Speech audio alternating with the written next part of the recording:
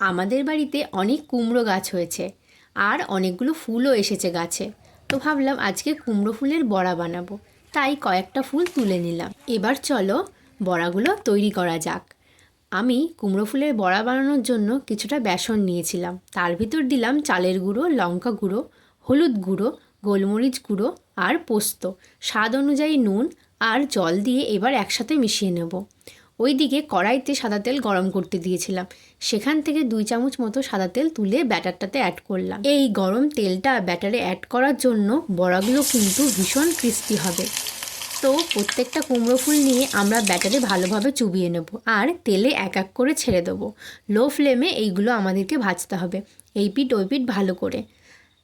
কুমড়ো ফুলের বড়াগুলো ভাজা হয়ে গেছে, এইবার আমি তেল থেকে ছেঁকে তুলে নেব।